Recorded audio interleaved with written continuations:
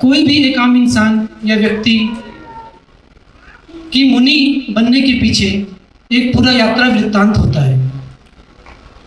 उस यात्रा में कई अहम पड़ाव आते हैं, कई परेशानियां आती हैं, कई तरह की धैर्य रखना होता है। ऐसा ही कुछ मुनि जी के साथ भी हुआ। चूँकि मुनि जी मेरे मामा जी भी लगते हैं, इसलिए इस जीवन यात्रा में मैं भी बहुत से पड़ावों में इनका साक्षी रहा। कुछ बातें मैंने स्वयं देखी, कुछ बातें मुझे मेरी माता के थ्रू पता चली और कुछ मेरी नानी ने बताया। कुल मिलाकर मैं इतना कह सकता हूँ कि मैं जो जानकारी आपके साथ साझा करूँगा वो सत्यता के काफ़ी समीप होंगी।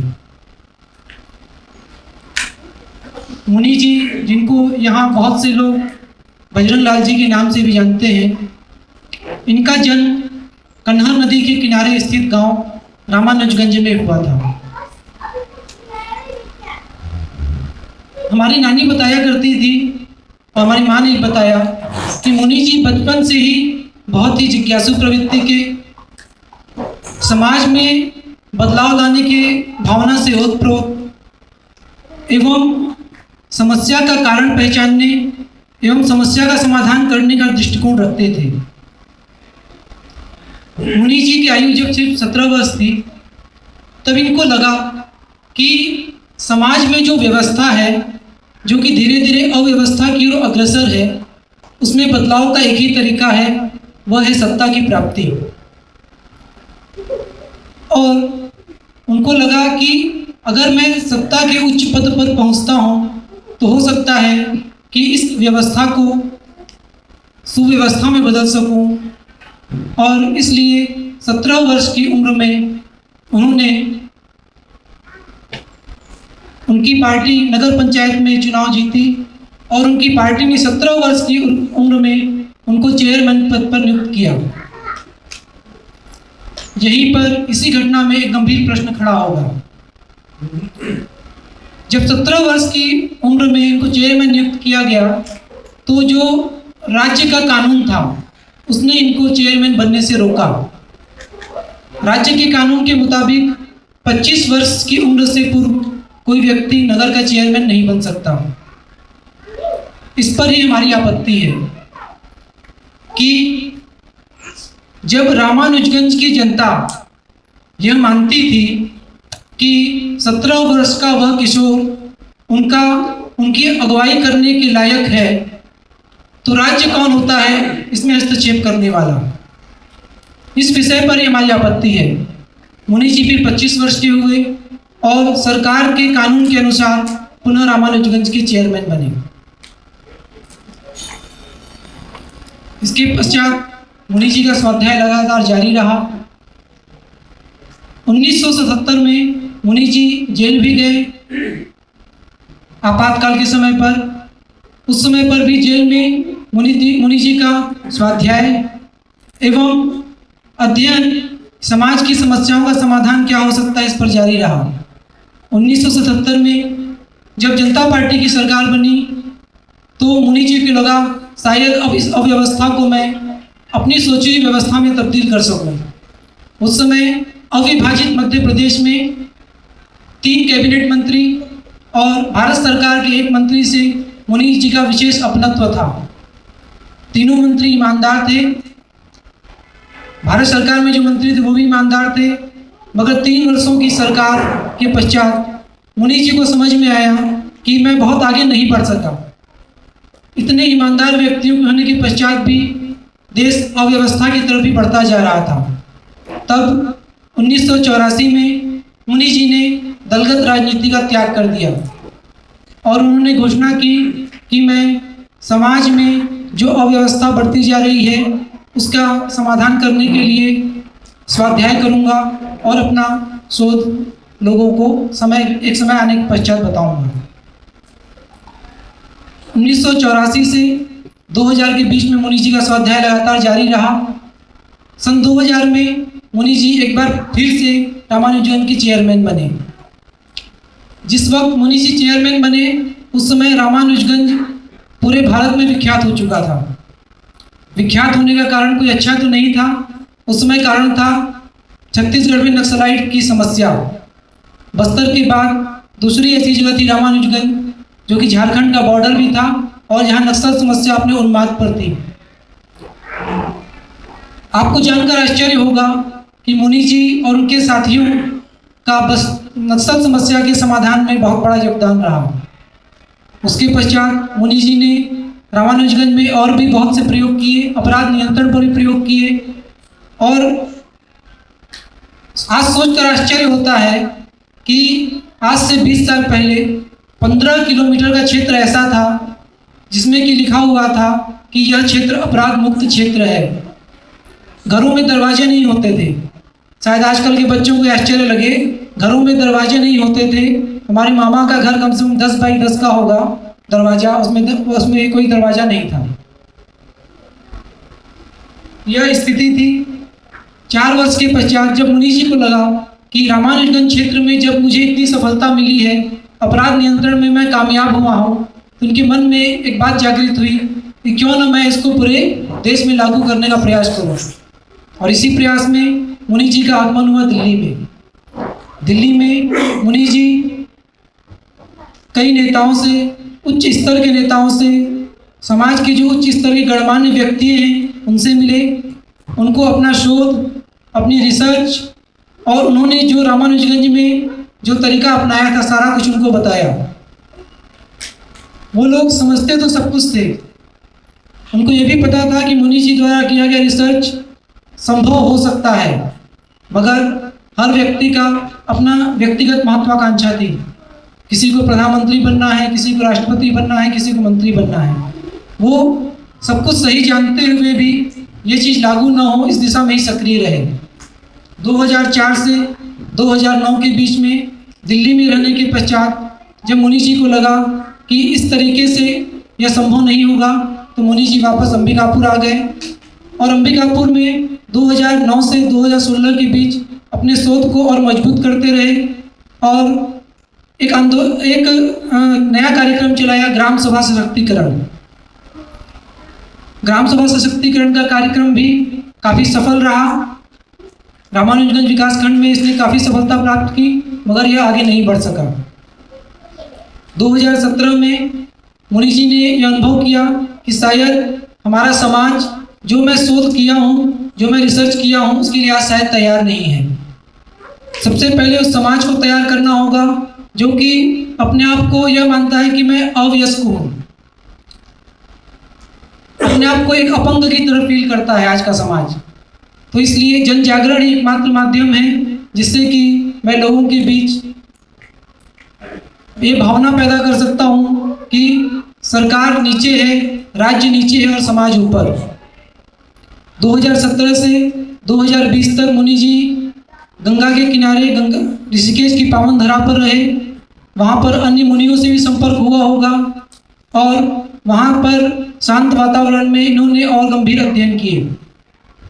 और 2020 में कोरोना काल में मुनि जी कुछ समय के लिए रायपुर आए थे, मगर मैं मानता हूँ कि यह हमारी खुशकिस्मती थी।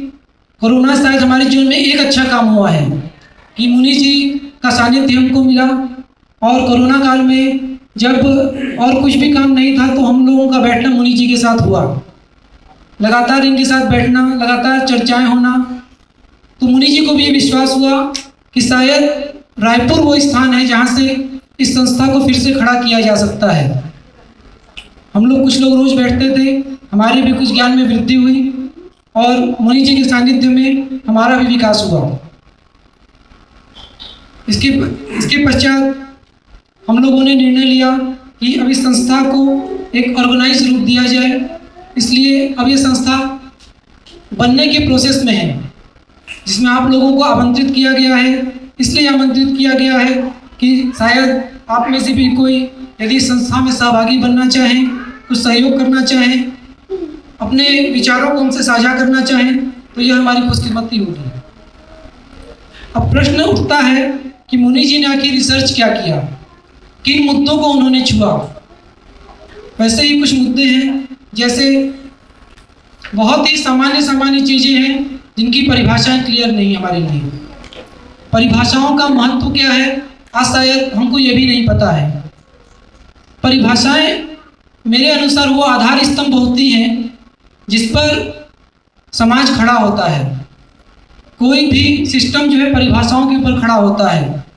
अगर परिभाषा ही गलत हो गई तो उसके ऊपर काम करने वाले लोग कितने ही ईमानदार हों, कितने ही कर्मनिष्ठ हों, लेकिन काम कभी भी सफल नहीं हो सकता। इसलिए ये मूल यह है कि हम परिभाषाओं को समझें। उन्हीं अलग अलग विषयों पर मुनि जी ने परिभाषाएं लिखी, जैसे लोकतंत्र, राष्ट्र और समाज, वर्ण व्यवस्था, महिला सशक्तिकरण, सामाजिक असामाजिक, समाज विरोधी। ये बहुत ही सामान्य से शब्द लगते हैं, मगर आज शायद मैं पूछूं किसी से कि सामाजिक असामाजिक और समाज विरोधी में क्या फ़र्क है, तो शायद बहुत से लोग जवाब देने में सकुचाएं। एक ट्रेन जा रही थी, वो रास्ते में एक्सीडेंट हो गई। उसमें लोगों का सामान बिखरा हुआ था, कुछ लोग खून से लथपथ भी थे। अब एक व्यक्ति आता है और उनकी मदद करता है। दूसरा व्यक्ति है जो उनकी मदद नहीं करता है, दूर बैठ के ताश खेल रहा है। और वहीं पर एक तीसरा व्यक्ति है जो कि उनसे लूटपाट में मग्न है। क्या कहेंगे इसको?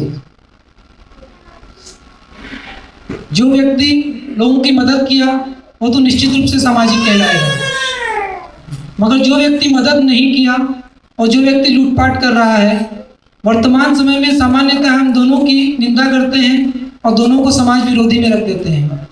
यहीं पे गलती की शुरुआत होती है।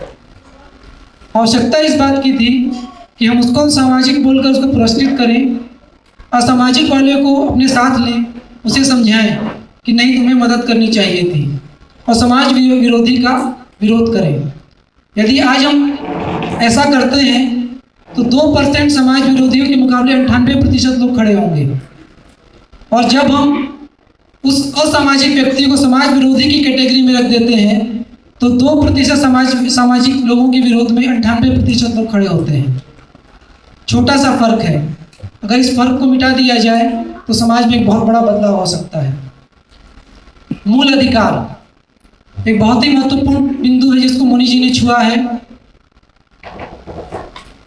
आज सरकार हमको मूल अधिकार देती है, शिक्षा का अधिकार, स्वास्थ्य का अधिकार, फलाना अधिकार, ठिकाना अधिकार, बहुत सारे अधिकार। सरकार को यही नहीं पता मूल अधिकार न तो दिए जा सकते हैं और न ही लिए जा सकते हैं। मूल अधिकार जन्मजात होते हैं, जो जन्म से प्रकृति द्वारा प्रदत्त अधिकार होते हैं, जो न हमें कोई दे सकता है और न हमसे कोई ले सकता है, वो मूल अधिकार होते हैं। आज जनता खुद डिमांड कर रही है कि सरकार हमें मूल अधिकार दे। सरकार संवैधानिक अधिकार दे सकती है या ले सकती है, मूल अधिकार तो सरकार के हाथ में है ही नहीं। इसी तरीके से दहेज में अगर मैं आज यहाँ पर हाथ खड़ा करवाऊँ तो मैं बोलूँगा कि दहेज की प्रथा कैसी है, तो शायद 90% या उससे ज़्यादा लोग बोलेंगे कि दहेज की प्रथा बहुत खराब है। हमारी संस्था का मुनि जी ने कुछ और निष्कर्ष निकाले हैं। इनका कहना है कि दहेज एक बहुत ही अच्छी प्रथा है जो कि समाज में कायम रहनी चाहिए। हाँ, अगर उसमें कुछ कुरीतियाँ आ गई हैं उन पर विचार किया जा सकता है। आज आप एक ऐसे समाज की कल्पना कीजिए जिसमें दहेज प्रथा न हो, जहाँ सभी संभ्रांत घर के लोग बैठे हैं। आप अपनी बेटी और बेटियों के संबंध में सोचिए कि क्या होगा। कमजोर घर की जो बेटी होगी वो तो अपने गुणों के कारण शादी होकर अच्छे घरों में आ जाएगी, जो एक अमीर घर की लड़की होगी वो कहाँ जाएगी। हाँ, दहेज में अगर जबरदस्ती है तो दहेज नहीं, वो एक अपराध है, उसको मैं मना करता हूँ। लेकिन दहेज क्यों? उसकी गहराई को समझना आवश्यक है। वर्ण व्यवस्था, उसकी गहराई को समझना आवश्यक है। अगर एक ऐसी पद्धति बनी हुई है समाज में कि जिसकी जैसी कैपेसिटी है उसको वैसा काम दिया जाए, तो इसमें बुराई क्या है? जिस समय पे वर्ण व्यवस्था कर्म आधारित थी, उस समय समाज में लगभग 10% लोग ऐसे होते थे जो समाज के मार्गदर्शन का कार्य करते थे।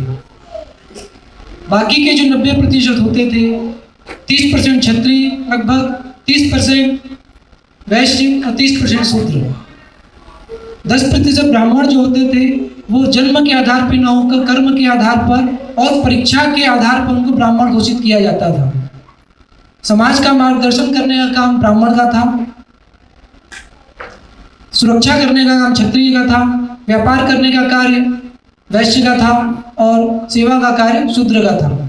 इसमें ऐसा कुछ नहीं है कि उसकी स्थिति बहुत ऊपर है, दूसरे की स्थिति नीचे है। हर एक की कैपेसिटी के हिसाब से होता। इसमें गलत क्या है? आज हमें समानता की बात बताई जाती है। जब 5 उंगलियां बराबर नहीं हो सकती तो लोग बराबर कैसे होंगे? समानता की अवधारणा ही सबसे बड़ी असमानता है। तो इस तरीके से मुनि जी ने विभिन्न पहलुओं को छुआ है। ऐसे 300-400 विषय हैं। जब आप इनका सानिध्य और मिलेगा, हम और आप और बैठेंगे तो इन विषयों पर और भी चर्चा होगी। अब प्रश्न उठता है कि इस संस्था का निर्माण क्यों किया गया? इस संस्था का निर्माण क्यों किया गया? इसके पीछे इसकी क्या उपयोगिता है? क्या इसके उद्देश्य हैं? क्या लक्ष्य हैं? हमारी और आपकी सहभागिता इसमें किस तरह से हो सकती है? इस विषय पर प्रकाश डालने के लिए मैं विक्रम जी को निमंत्रित करता हूं। आप आएँ और स्टेज को सुशोभित करें।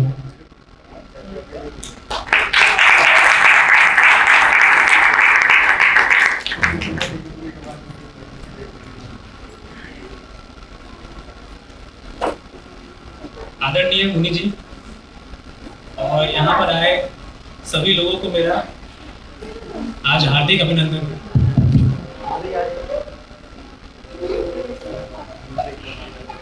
सभी को मेरा हार्दिक अभिनंदन है कि आज आप सब लोग आए और समय निकाल करके हमारे इस कार्यक्रम में हिस्सा लिए। आज आप सब लोग जानते हैं यहाँ पर हमारे मार्गदर्शक हमारी एक संस्था है, उसके एक कार्यक्रम में आप सब लोग हिस्सा लेने आए हैं। मैं जब कभी भी इस संस्था के बारे में किसी से बात करता हूँ तो लोगों के मन में ये सवाल उठता है कि ये संस्था आखिर करती क्या है। क्या हमारी संस्था कोई धार्मिक कार्य करती है, लोगों को प्रेरित करती है कि धर्म से जुड़े, धर्म की बातें करे, उसके आचरण अपने आप में लाए, या हमारी संस्था कोई राजनीतिक संस्था है जिसका अपना कोई एक उद्देश्य है और उस उद्देश्य के पूर्ति के लिए हम लोगों को आपस में जोड़ रहे हैं और उसके दिशा में लोगों को हम प्रेरित कर रहे हैं कि काम करें, या हमारी संस्था कोई ऐसा ट्रस्ट है जो भारत सरकार से या फिर विदेशों से कोई बहुत बड़ा पैसा लेना चाहती हो और उस पैसे से अपनी कमाई करना चाहती हो। तो मैं आप सबको ये क्लियर कर देना चाहता हूँ कि हमारी संस्था का ऐसा कोई भी उद्देश्य नहीं है। हम ऐसा कोई भी काम नहीं कर रहे हैं जो मैंने आप सबको बताया अभी तक। हमारी संस्था का एक ही उद्देश्य है कि समाज शास्त्र जो विषय है इस पर लोग चर्चा करें, आपस में बात करें, समझे आखिर ये है क्या, और इससे जो डिस्कशंस निकले या इससे जो निर्णय निकले, जो बातें निकले, वो हम लोगों तक पहुंचा सकें। ये हमारी संस्था का एक मोटा मोटा उद्देश्य है। तो अब प्रश्न उठता है, समाज शास्त्र के अध्ययन की जरूरत क्यों है? मुझे लगता है आज यहाँ जितने लोग बैठे हैं सबने कोई ना कोई पढ़ाई की हो। किसी ने साइंस पढ़ा होगा, किसी ने कॉमर्स पढ़ा होगा, किसी ने इकोनॉमिक्स पढ़ा होगा। तो इसके बारे में स्टडी करने की आखिर जरूरत क्यों पड़ी और इसका आवश्यकता क्या है हमारे जीवन में? देखिए, यदि हम बात करें समाज शास्त्र, इसमें हम डिस्कशन करते हैं, बात करते हैं लोगों की। मैं, आप और दुनिया में जितने भी लोग हैं, इन सबको मिलाकर के हमारा समाज बनता है। और वो समाज कैसे चलेगा, क्या तरीका होगा, क्या काम होगा, कैसे लोग साथ में मिलकर रहेंगे, कैसे फैमिली चलेगी, इसका पूरा का पूरा जो स्टडी है उसको हम समाज शास्त्र मोटे मोटे तौर पे कह सकते हैं। अब हम बात करते हैं पूरी दुनिया में क्या सिस्टम और कैसे काम होता है। यदि हम बात करें वेस्टर्न कंट्रीज की, जहाँ पर पाश्चात्य सभ्यताएं हैं, जैसे अमेरिका हुआ, इंग्लैंड हुआ, वहां पर व्यक्ति जो इंसान, जैसे आप इंसान है, व्यक्ति और राज्य को मिलाकर के समाज बनता है। और यदि हम बात करें इस्लामिक कंट्रीज की, तो वहां पर परिवार और धर्म को मिला करके समाज का निर्माण होता है। इस तरीके से उनका पूरा का पूरा समाज चलता है। और यदि हम बात करें कम्युनिस्ट कंट्रीज की, जैसे रशिया हुआ, चाइना हुआ, जानते हो, वहां पर सिर्फ और सिर्फ राज्य होता है और बाकी किसी की कोई भूमिका नहीं होती वहां पर। ना तो वहां पर किसी व्यक्ति के कोई अधिकार होते हैं, ना ही किसी परिवार के कोई अधिकार होते हैं, और ना ही समाज का कोई अधिकार होता है। वहां पर जो भी अधिकार होते हैं वो सिर्फ और सिर्फ राज्य के होते हैं। पूरी तरीके से गवर्नमेंट का ही वहां पर कंट्रोल होता है। तो इस मोटे मोटे तरीके से हम आज देखते हैं तो पूरी की पूरी दुनिया में समाज इस तरीके से चल रहा है। अब बात हम करते हैं हमारे कंट्री भारत की। भारत में बहुत समय पहले जो सिस्टम वर्क करता था वो इस तरीके से काम नहीं करता था। वहां पर उस वक्त में एक सीढ़ी नुमा सिस्टम बना हुआ था। सबसे पहले व्यक्ति होता था, फिर परिवार होता था, फिर कुटुंब होते थे, फिर समाज होता था। इस तरीके से पूरा का पूरा पावर का डिस्ट्रीब्यूशन होता था उस वक्त में। और जो राज्य होता था वो पूरे के पूरे सिस्टम को चलाने में सपोर्ट का काम करता था। वो एक हायर अथॉरिटी का काम नहीं करता था उस वक्त में। ये उस वक्त का पूरा हमारा सिस्टम था, जिस तरीके से ये सिस्टम चलता था। लेकिन करीब करीब बहुत लंबे गुलामी के बाद मुगल्स आए, अंग्रेज आए, एक बहुत लंबा ऐसा समय बीता जो हम लोगों ने गुलामी में बिताया। इसके कारण क्या हुआ, हमारा जो एक सोसाइटी का सिस्टम था, जिस तरीके से काम होता था, वो पूरी तरह बदल गया। और जब भारत आजाद हुआ उस वक्त के लोगों ने जो सिस्टम बनाया है, उन लोगों ने वेस्टर्न की कॉपी की। जिस तरीके से कम्युनिस्ट सोसाइटी फंक्शंस करती थी उसको देखा, जैसे इस्लामिक कंट्रीज काम करते थे उसको देखा, उसमें से कहीं से कुछ लिया, कहीं से कुछ लिया। इस तरीके से पूरे का पूरे सिस्टम का उन्होंने ढांचा तैयार किया। और हमारी जो एक अच्छी व्यवस्था थी जिसमें व्यक्ति, परिवार, समाज सबको मिला करके एक सिस्टम चलता था, उन्होंने उसको पूरी तरीके से छोड़ दिया। हो सकता है ऐसा करने के उनको खुद के कुछ सत्ता पाने की इच्छा हो या और भी कारण हो, या फिर ना समझी हो, वो बातों को उतनी गहराई से ना समझ पाए उस वक्त। इस कारण से इस तरीके की चीजें उस समय पर हुई जो आज हम लोग महसूस कर रहे हैं। और इसके कारण बहुत सी दिक्कतें भी आ रही हैं हमारे सोसाइटी में। अब उस वक्त उन्होंने ऐसा क्या किया, जो किन ऐसे क्या कौन कौन से मुद्दे थे जिन पर उनको ध्यान देना चाहिए था। उस वक्त जो उन लोगों ने जो सिस्टम बनाया, उन लोगों ने जो गलतियां बहुत बारीक थी, जो उनको बारीकी से समझना था। जैसे उन्होंने हमारे संविधान को बनाया और उन्होंने ये बताया कि ये कैसे काम करेगा। उन्होंने संविधान की जो डेफिनेशंस बनाए, जिस तरीके से संविधान को काम करना था वैसे ना हो करके वो अलग तरीके से उन्होंने बना दिया। यदि हम संविधान की बात करें तो संविधान एक तरीके से एक डॉक्यूमेंट होता है, दस्तावेज होता है, जो राज्य के मैक्सिमम पावर्स को डिसाइड करते हैं कि राज्य क्या क्या काम कर सकता है और क्या क्या काम नहीं कर सकता है। उन्होंने इसको बदल दिया और सारे के सारे असीम पावर्स, नियम क्या होंगे, कैसे काम होगा, किस तरीके से काम होगा, वो सब लोगों ने अपने पास रख लिया। ऐसा करने से ये हुआ जो धीरे धीरे हमारी सोसाइटी थी वो कमजोर होती चली गई। आज सोसाइटी में उनको कुछ भी पावर चाहिए, राइट चाहिए, वो सारे के सारे राज्य तय करते हैं। जबकि पहले ऐसा नहीं होता था। पहले सोसाइटी के पास पावर्स होते थे, उसमें से कुछ पावर जैसे न्याय और सुरक्षा ही सरकार के पास हुआ करती थी। ये काम वो करते थे, बाकी के सारे लोग मिल के तय करते थे। इस तरीके से हमारा पहले सिस्टम चलता था, जो कि बाद में उन लोगों ने इसको बदल दिया। और आज आप देखते हो तो धीरे धीरे ये बढ़ता जा रहा है। आज सारे के सारे पावर्स एक तरफ राज्य के पास केंद्रित होते चले जा रहे हैं और आज सोसाइटी एक तरीके से कमजोर होता चला जा रहा है। हमारे संस्था का पूरा उद्देश्य ये है कि लोग इन चीजों को समझे। आज वो जो रोजमर्रा के जीवन की परेशानियों से गुजर रहे हैं, उसका बहुत बड़ा कारण ये सब भी है कि किस तरीके से हमारा सिस्टम फंक्शन करता है। यदि हम मूल बीमारी का उपाय निकालते हैं तो ऐसे 90% समस्याएं हैं जो अपने आप खत्म हो जाएंगी। तो हम पूरी तरीके से कोशिश ये कर रहे हैं कि समाज शास्त्र पर लोग समझे समाज का एक्चुअली रोल क्या होता है। समाज वास्तविकता में सबसे बड़ी इकाई होती है, लेकिन आज के दौर में उसको हटा करके राज्य सबसे बड़ा इकाई हो गया है। राज्य जैसा करता है वैसे ही चीजें होती हैं, जबकि वैसा ना हो करके ये पार्टिसिपेटिव होना चाहिए था, जो कि पार्टिसिपेटिव ना रह करके आज पूरी तरह जो हमारी डेमोक्रेसी है वो हमारे द्वारा कंट्रोल ना होकर के हमारे द्वारा अपॉइंटेड होकर के रह गई है। हम उनके द्वारा कंट्रोल्ड हो चुके हैं पूरी तरीके से। तो हम ये चाहते हैं जितने भी लोग हैं हमारे साथ जो जुड़े हैं और जो जुड़ना चाहते हैं वो इन विषयों को समझे, समाज शास्त्र पर डिस्कशंस करें। इससे कुछ अच्छी बातें समझ में आती है, हम इसको लेकर के पूरे सोसाइटी में जाएंगे और लोगों को बताएंगे।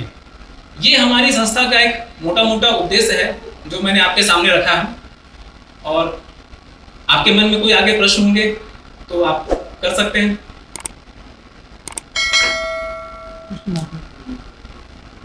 बहुत बहुत धन्यवाद। मैंने ये महसूस किया कि दुनिया ठीक दिशा में नहीं जा रही। ये बात है 1955 की। मैंने बैठ करके अपने साथियों के साथ सलाह की, बच्चों के साथ, कि दुनिया ठीक दिशा में नहीं जा रही है। किधर जा रही है, क्या हो रहा है दुनिया में। उस समय मेरे दिमाग में आया कि आज जो दुनिया है उसमें भौतिक उन्नति तो बहुत तेज गति से हो रही है, लेकिन नैतिक पतन हो रहा है। इसी तरह मैंने ये महसूस किया कि सारी दुनिया के अंदर शिक्षा का विस्तार तो बहुत तेज गति से हो रहा है, तो ज्ञान घटता जा रहा है,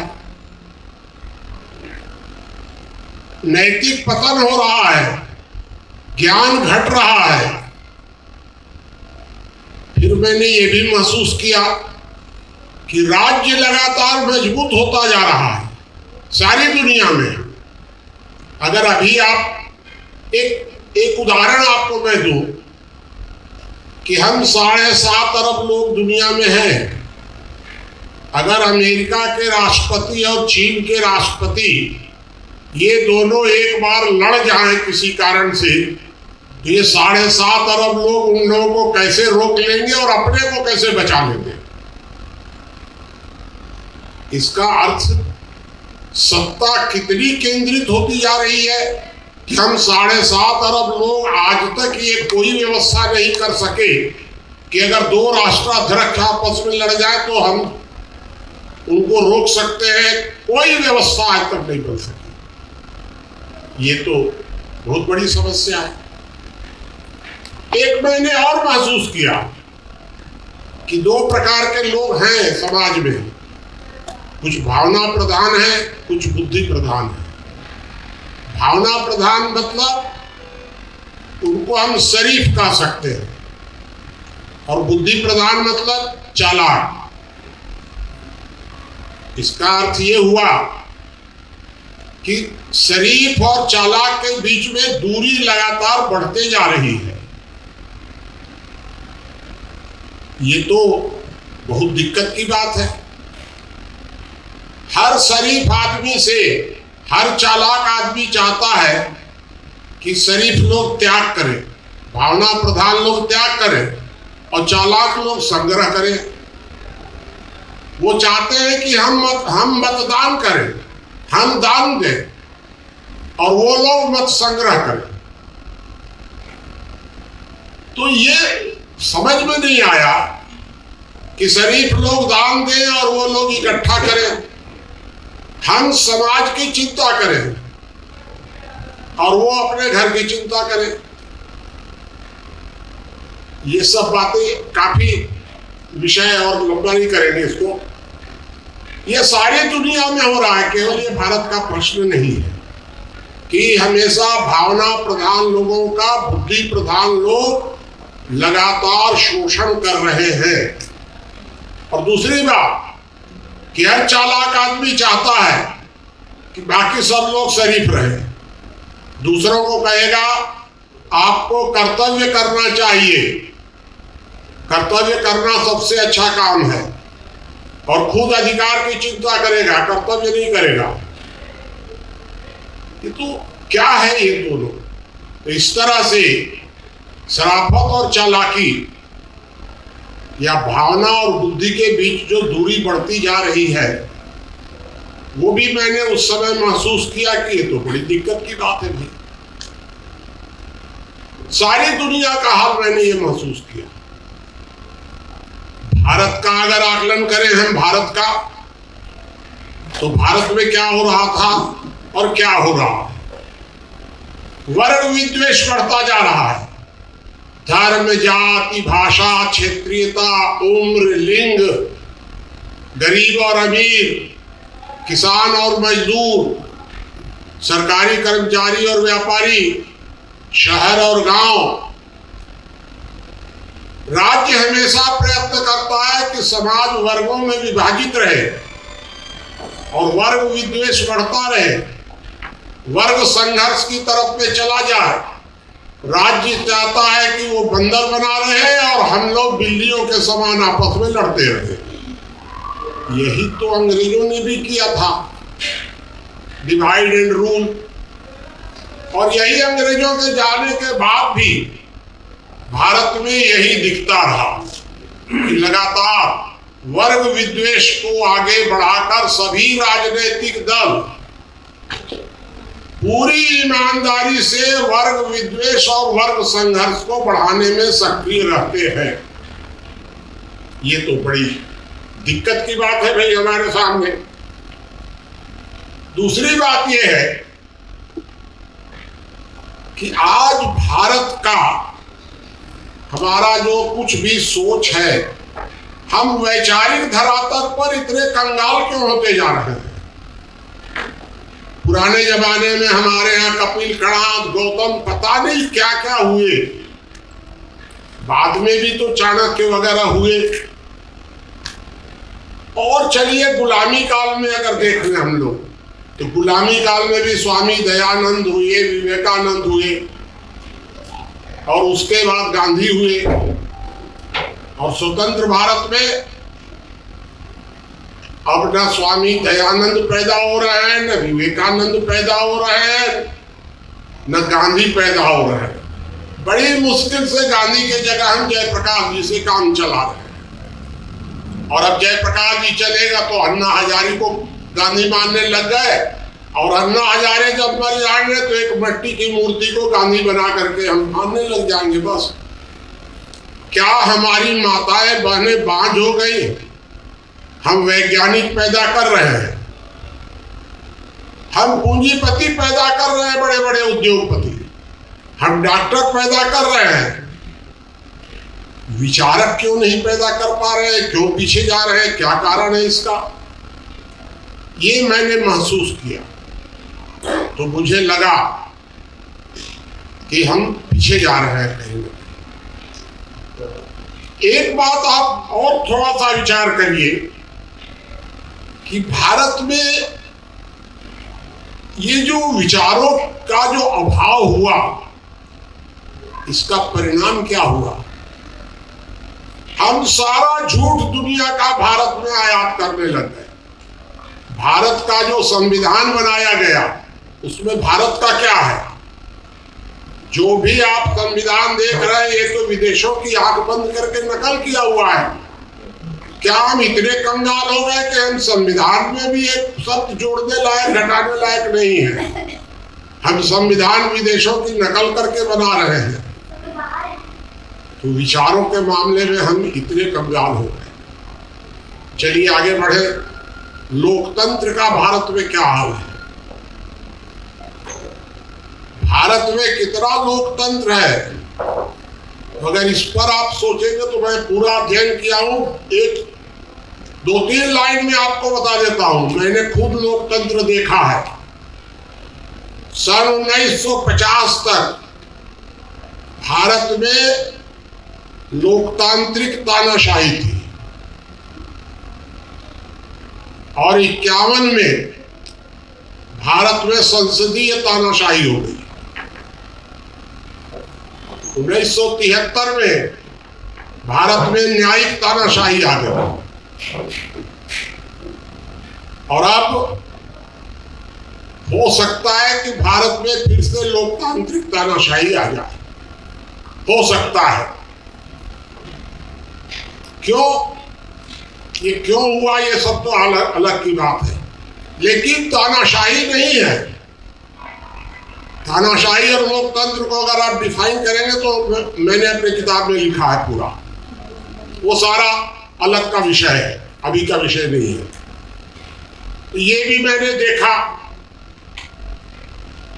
और लास्ट में एक चीज ये बताऊं कि आपको कि भारत में परिवार और समाज व्यवस्था बिल्कुल तोड़ी जा रही है, टूट नहीं रही है। कहां से क्या हुआ, कैसे हुआ, कब कौन कौन बैठा तोड़ने के लिए, क्या योजना बनी, वो मुझे जानकारी है, उनके नाम भी मालूम है और कौन कौन योजना बनाए वो भी पता है कि परिवार व्यवस्था को तोड़ने के लिए क्या क्या करना चाहिए। वो सब किया गया, क्योंकि मेरा भी तो जन्म और सारा कार्य राजनेताओं के साथ भी जुड़ा रहा है। लेकिन विचारणीय मुद्दा ये था कि जो कुछ भी है दुनिया में, जो हम पीछे जा रहे हैं, एक बात तो निश्चित है कि हम लगातार पीछे जा रहे हैं। सारी दुनिया के मामलों में पीछे जा रहे हैं, भारत के मामले में भी पीछे जा रहे हैं। और ये मैंने लास्ट में आपको ये बताया था कि हम भौतिक उन्नति कर रहे हैं और नैतिक पतन की ओर जा रहे हैं। आज जरा एक लाइन में आपसे पूछूं कि सन 77 में हमारे साथ 2 मिनिस्टर थे केंद्र में और प्रदेश में, 8 विधायक थे, सब तो ईमानदार थे। आज भी भारत में, आज भी हमारे जिले में सरगुजा के अंदर 8 विधायक हैं, मिनिस्टर भी हैं, सांसद भी हैं। खोजना पड़ेगा कि इनमें से कोई ईमानदार है कि नहीं। तो जब गरीब थे, एकदम भूखे थे जब, तो ईमानदार थे, और आज जब सब कुछ है तो भ्रष्ट है। तो दोष सिस्टम में है, व्यक्ति में नहीं है। और वो चलिए आगे बढ़े, हम लोग लंबा चौड़ा छोड़िए। एक मैन ये इस नतीजे पर पहुंचा कि जो कुछ भी दुनिया में गड़बड़ है, जो भी आप देख रहे हैं, ये गड़बड़ियों के परिणाम हैं, कारण नहीं है। कारण कहीं और है और परिणाम आपको ये सब दिख रहा है। कारण कहां से शुरू होता है, इस पर हम लोगों को विचार करना पड़ेगा कि कारण कहां से शुरू होता है इसका। तो कारण देखिए जहां से शुरू हो रहा है वो है 2। एक कारण है व्यक्ति के स्वभाव में निरंतर स्वार्थ और हिंसा बढ़ रही है।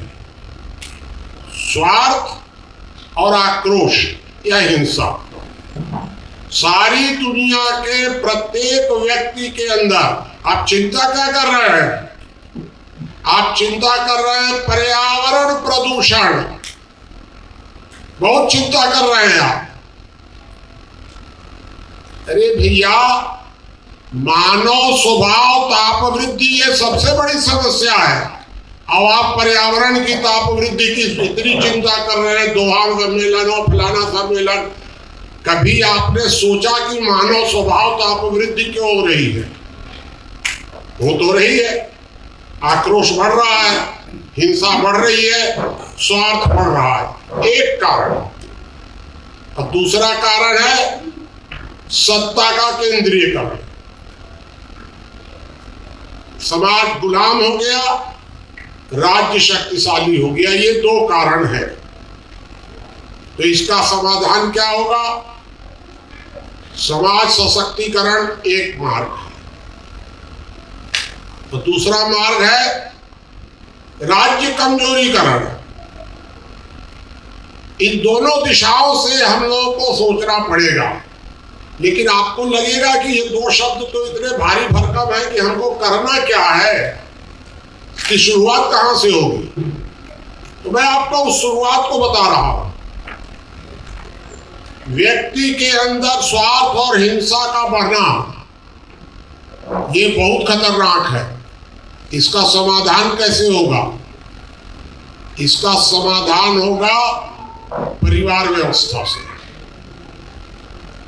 परिवार व्यवस्था में जो गलतियां हो रही हैं, जो कमजोरियां आई हैं, इन कमजोरियों पर हम लोगों ने काफी कुछ सोच करके निकाल लिया है।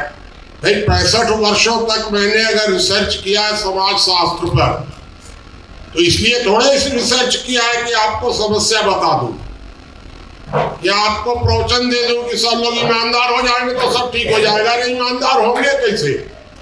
मैं तो आपको उस बिंदु तक ले जाऊंगा ना कि आपको क्या करना है, तो वो मैं आपको बता दूंगा कभी चर्चा में। तो मोटी मोटी बात यह है कि परिवार व्यवस्था, वहां से आपको शुरुआत करनी पड़ेगी। एक काम परिवार व्यवस्था, और राज्य कमजोरीकरण के लिए आपको लोकतंत्र को आदर्श लोकतंत्र में बदलना पड़ेगा।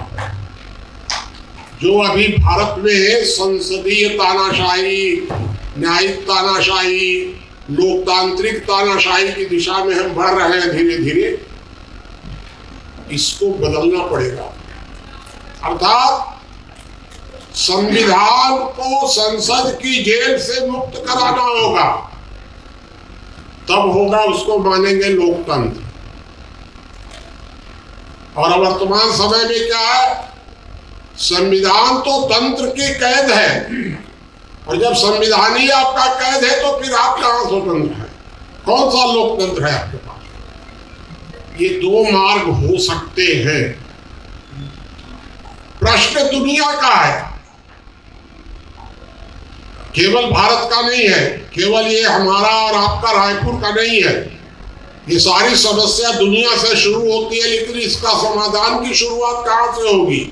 तो समाधान की शुरुआत तो भारत से ही करनी पड़ेगी, दुनिया से नहीं हो सकेगी, क्योंकि भारत ही विचारों का केंद्र रहा है और भारत में ही परिवार व्यवस्था है। दुनिया में कहीं भी इस तरह की परिवार व्यवस्था नहीं है। तो इसलिए भारत को इसकी शुरुआत करनी पड़ेगी। और भारत कहां से शुरुआत करेगा? तो भारत तो शुरुआत करेगा तब जब हम शुरुआत करेंगे अपने परिवार से। जब हम अपनी शुरुआत जहां से करेंगे, शुरुआत हो जाएगी। ये कोई कठिन काम नहीं है। और इसलिए हम लोगों ने एक लास्ट में एक सूत्र बनाया, एक सूत्र। जब तक दुनिया में शराफत रहेगी तब तक धूर्त लोग कभी भूखे नहीं मरेंगे, क्योंकि शराफत के कंधों पर चढ़कर ही धूर्तता आगे बढ़ती है। और इसलिए हमारा एक सीधा सिद्धांत है, शराफत छोड़ो, समझदार बनो। अब आप पूछेंगे कि समझदार बनेंगे कैसे? तो वो यहाँ लिखा हुआ भी है कि समझदार बनने के लिए आपको भावना, बुद्धि और आत्मविश्वास तीनों का संतुलन करना पड़ेगा। और वह संतुलन की शुरुआत हम लोग कर रहे हैं। अर्थात हम एक यज्ञ से शुरू कर रहे हैं। यज्ञ या कोई भी धार्मिक, आप मान लीजिए जो आयोजक है वो कहे कुरान पाठ से शुरू करना है, कुरान पाठ से शुरू करो। लेकिन तुम्हारे अंदर श्रद्धा का भाव पैदा होना चाहिए। प्रारंभिक श्रद्धा, तर्क। तो अब हम लोग जो बैठे हुए हैं वहां यज्ञ के बाद यहां बैठ गए, तो ये है तर्क। अभी जो आप लोग चर्चा करेंगे वो तर्क शास्त्र पर चर्चा करेंगे, पक्ष में विपक्ष में डिस्कशन करेंगे। तो ये डिस्कशन जो होगा वो होगा तर्क। वहां हुई श्रद्धा, यहाँ होगा तर्क।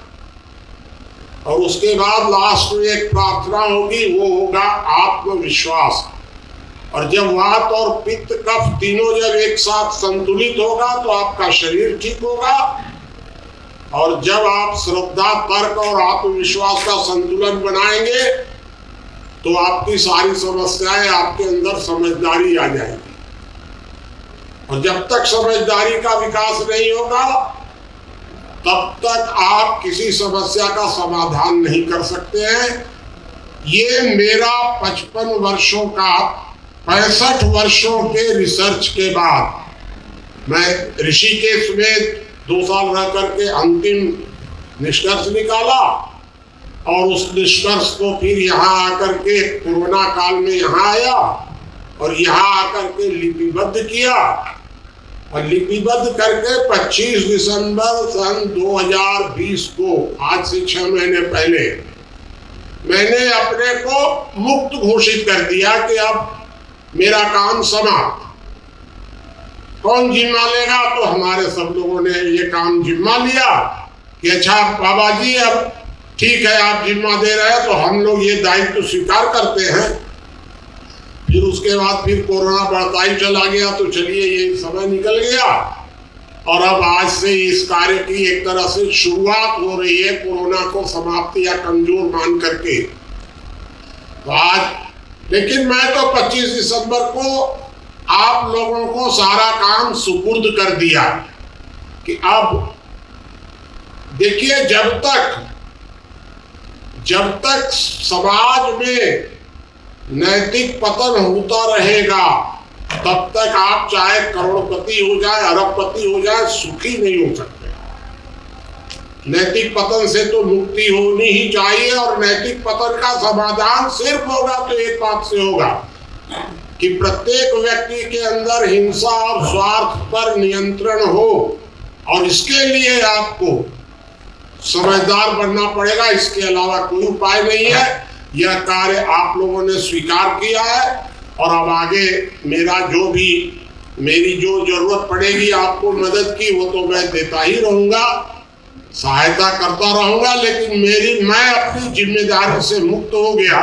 इतनी बात बता करके मैं अपनी बात को अब समाप्त करूं और लो उनके संभालो।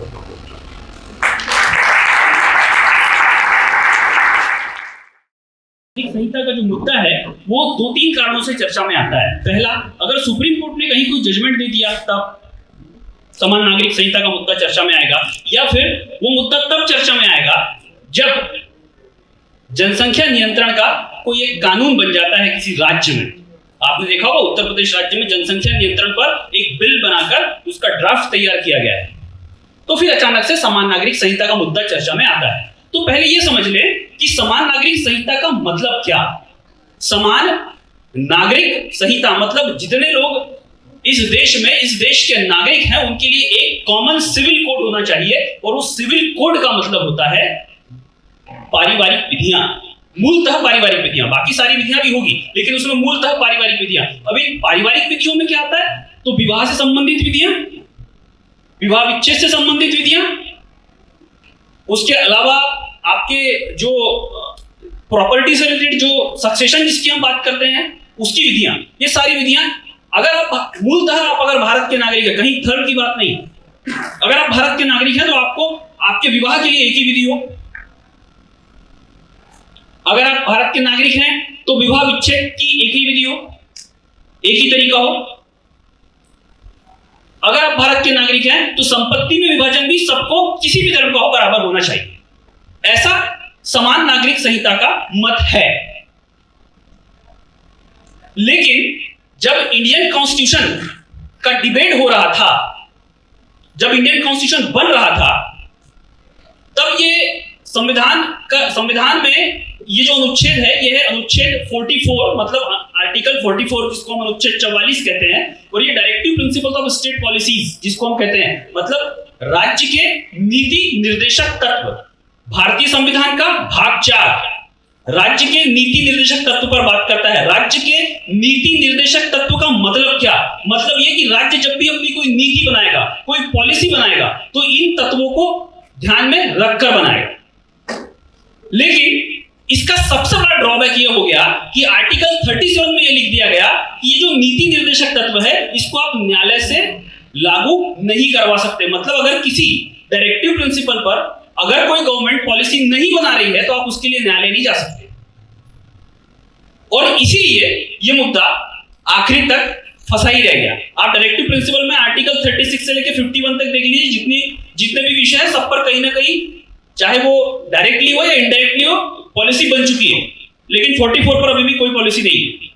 तो जब संविधान सभा में यह आर्टिकल पर चर्चा हो रही थी तो इस पर 3 लोगों ने आपत्ति दर्ज की थी। पहली आपत्ति ये कि क्या किसी के व्यक्तिगत कानून को छोड़ने को बाध्य किया जा सकता है क्या। दूसरी आपत्ति ये कि क्या कोई व्यक्ति किसी व्यक्ति के पर्सनल कानून में बदलाव तब तक न करे जब तक वो पूरा समाज उसके लिए सहमति न दे। और तीसरी एक आपत्ति ये थी कि क्या ये अनुच्छेद किसी भी नागरिक के मूल जो उसकी मूल भावना जो उसका पारिवारिक विधि है, जो उसके धर्म से संबंधित कानून है, उसको प्रभावित न करे। डॉक्टर अंबेडकर ने 23 नवंबर 1948 को इन सारी आपत्तियों को रद्द किया और उन्होंने कहा कि हम डिवाइड एंड रूल की पॉलिसी को खत्म करेंगे। हम धर्म के आधार पर जो विभाजन की बात हुई है, जो अंग्रेजों ने अब तक किया है, उसको खत्म कर देंगे और धर्म के आधार पर जो अलग अलग विधियां बनी हुई है इसको समाप्त करके हम एक कॉमन सिविल कोड बनाएंगे।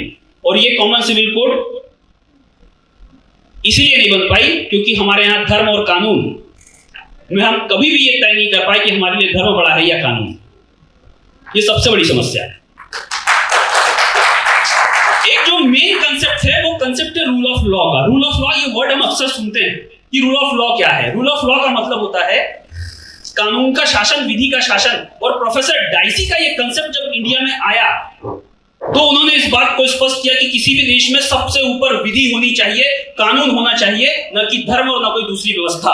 और जब तक आप विधि को सबसे ऊपर नहीं रखेंगे तब तक आप इक्वेलिटी की जो बात कर रहे हैं ना, वो किताबों में बहुत अच्छी लगेगी लेकिन आप उसको प्रैक्टिकली कभी भी अप्लाई नहीं कर पाएंगे। हमारे देश में कानून की कमी नहीं है। आप देख लीजिए, लाइब्रेरी भरी पड़ी।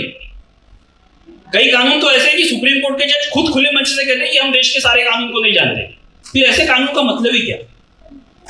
तो हम एक कंसेप्ट पर ज्यादा बात करें कि हम जो लिटरेसी की बात करते हैं, हम ये कहते हैं ना लोगों को पढ़ा लिखा होना चाहिए। मुझे ये लगता है कि लोगों को पढ़ा लिखा होने के साथ साथ लोगों को कानून की ज्यादा जानकारी होनी चाहिए। वो लिटरेसी के बजाय वो लीगल लिटरेसी में बात हो।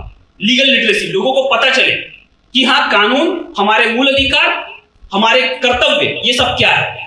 इसीलिए सीबीएसई ने इस बार आज से 2-3 साल पहले सीबीएसई ने 12th और 11th में लॉ को भी एक सब्जेक्ट इंट्रोड्यूस करवाया। मैं बहुत ज्यादा बात नहीं करूंगा लेकिन हाँ ये बात करूंगा कि कुछ देशों में समान नागरिक संहिता किस तरीके से लागू हुई। इसमें मूलतः पुर्तगाल, फ्रांस, जर्मनी, स्विट्जरलैंड और टर्की, ये ऐसे देश है जिन्होंने समान नागरिक संहिता को लागू किया। लेकिन एक बात और मैं बता रहा हूं, गोवा एक ऐसा राज्य है जिसने समान नागरिक संहिता को लागू किया। पर हमको ये भी जान लेना चाहिए कि गोवा की समान नागरिक संहिता का कंसेप्ट क्या है। गोवा में समान नागरिक संहिता को लागू करना इतना आसान क्यों हुआ? वहां पर कैथोलिक धर्म को, जो क्रिश्चियन जो एक धर्म होता है, उसका एक संप्रदाय होता है, उसको मानने वाले लोग बहुत ज्यादा है। वहां पर यह कहा गया कि कानून विवाह सबको जो करना होगा वो एक रजिस्टर्ड पद्धति से करना पड़ेगा और विवाह करने की केवल एक ही पद्धति होगी। दूसरी बात, आप अपनी पत्नी को तलाक नहीं दे सकते, लेकिन पत्नी को छोड़ने का आधार उन्होंने दिया कि अगर पत्नी 25 वर्ष की उम्र तक या 30 वर्ष की उम्र तक अगर कोई संतान उत्पत्ति नहीं कर पा रही है तब एक आधार बनेगा कि आप पत्नी को छोड़ सकते हैं और दूसरा विवाह कर सकते हैं। आप किसी भी धर्म के हो, उसमें कोई दिक्कत नहीं। लेकिन एक जो सबसे बड़ी समस्या वहां पर यह है कि अगर कोई बच्चा जिसको गोद लिया गया है या जिसको हम दत्तक पुत्र बोलते हैं या जो नाजायज पुत्र हम जिसको कहते हैं, उनको प्रॉपर्टी में कोई राइट नहीं दिया गया। मतलब एक अलग तरीके का जो सिविल संहिता है उन्होंने लागू की। उसको लागू करने का कारण ये था कि वहां पर देखिए, मैं एक बात आपको बता दूं, हम जो बात करते हैं ना कि सेक्युलरिज्म की हम जो बात करते हैं, सेक्युलरिज्म कंसेप्ट बहुत अच्छा है पर उसको लागू करना बड़ा कठिन है। लेकिन उस देश में, जिस देश में विभिन्न धर्म को मानने वाले बहुत सारे लोग रहते हैं, जहां पर एक धर्म को मानने वाले लोगों का बहुत बड़ा समूह है, वहां पर सेक्युलरिज्म बहुत अच्छा कंसेप्ट है। लेकिन जब आप उसको लागू करना चाहेंगे तो व्यवस्था बिगड़ सकती है, व्यवस्था बिगड़ती है, या फिर आपका सत्ता का सुख जा सकता है। अभी जो हम बात कर रहे थे, और डायरेक्टिव प्रिंसिपल में इतनी सारी चीजें हैं, कॉन्स्टिट्यूशन में जब लिखा है, तो इस संहिता को लागू नहीं करने का कहीं ना कहीं एक मूल मोटिव ये रहा कि लोगों को या सरकारों को ये लगा कि अगर हमने इसको लागू कर दिया तो पता नहीं कितना बड़ा बवाल हो जाएगा। एक बहुत अच्छी चीज मैं आपसे शेयर करना चाहता हूं। आज मैं पढ़ रहा था तो 12 मई 1995 को द हिंदुस्तान टाइम्स एक अखबार है, उसने अपने एक संपादकीय में लिखा था कि भारत में सुप्रीम कोर्ट ने पिछले वर्ष में बार बार ऐसा रुझान दिखाया है कि वो ऐसे स्थानों पर घुस पड़ती है जिसमें घुसने में फरिश्ते भी डरते हैं। मतलब सुप्रीम कोर्ट ने उस जगह, देखिए सुप्रीम कोर्ट के जजमेंट को किस तरीके से कोट किया गया है। जब आप फेडरल सिस्टम की बात करते हैं तो वहां पे न्यायपालिका सर्वोच्च होती है, उसके द्वारा दिए गए निर्णय सर्वोच्च होते हैं। ये कंसेप्ट कहां से शुरू हुआ? चाहे शाहबानो की बात करूं, 1985 शाहबानो का प्रकरण सबसे पहले जब आया तो सुप्रीम कोर्ट ने कहा कि हम समान नागरिक संहिता क्यों लागू नहीं कर रहे हैं। एक मुस्लिम महिला अगर उसको उसके पति ने तलाक दे दिया तो वो भरण पोषण प्राप्त नहीं कर सकती। सीआरपीसी सेक्शन 125 ये कहता है कि किसी भी महिला को अगर जिसको उसके पति ने तलाक दे दिया है वो भरण पोषण प्राप्त करने की अधिकारी है। लेकिन वहां कहीं ऐसा नहीं लिखा है कि केवल हिंदू महिला ही प्राप्त करेगी, किसी भी धर्म की महिला प्राप्त कर सकती। महिला तो महिला है, यहां पे डिस्क्रिमिनेशन क्यों? सुप्रीम कोर्ट ने कहा। लेकिन फिर वही बात, मामला वहां भी नहीं हुआ। अभी 2017 में शायरा बानो का एक मामला आया था। शायरा बानो के मामले ने सबको चर्चा में लाया था, जहां पे सुप्रीम कोर्ट ने कहा ट्रिपल तलाक कंप्लीटली अनकॉन्स्टिट्यूशनल है, गलत तरीका है 3 बार में तलाक बोलना। और फिर उन्होंने कहा कि हम समान नागरिक संहिता को क्यों लागू नहीं कर रहे। तो मेरा जो मत है, इस मार्गदर्शक के मंच पर मैं खड़ा होकर जरूर कह रहा हूं, लेकिन मेरा जो मत है, जो मैं समझता हूं कि समान नागरिक संहिता कहीं ना कहीं इस देश में महिलाओं की स्थिति को सुधारने में बहुत हद तक कामयाब होगी। और मूलतः जो सबसे बड़ा प्रॉब्लम आ रहा है, अगर मैं प्रैक्टिकली कोर्ट में भी कई बार देखता हूं, तो जो सबसे बड़ी प्रॉब्लम आ रही है वो ये आ रही है प्रॉपर्टी डिस्प्यूट। सबसे बड़ा प्रॉब्लम, सबको प्रॉपर्टी चाहिए। हम अगर किसी के मृत्यु पर शमशान चले जाते हैं तो जब तक के वो शरीर जल रहा होता है तब तक हमको लगता है कि यार इस दुनिया में कुछ नहीं, ऐसे ही मर जाना। लेकिन जैसे ही वहां से आकर नहाए वहाए खाना वाना खाए फिर लगता है कि नहीं, पैसा तो चाहिए। Property is must. और प्रॉब्लम तो होगा, निश्चित रूप से होगा, जब तक आप जिएंगे तब तक होगा। तो कहीं ना कहीं ये कंसेप्ट बड़ा महत्वपूर्ण है। हो सकता है कि मेरी इन बातों ने आपके उस मर्म को छुआ होगा और आप शायद कुछ हद तक मुझसे सहमत भी होंगे, कुछ हद तक आप मुझसे सहमत भी नहीं होंगे। इस मंच पे मुझे बोलने का मौका दिया, इसके लिए बहुत बहुत धन्यवाद। Thank you.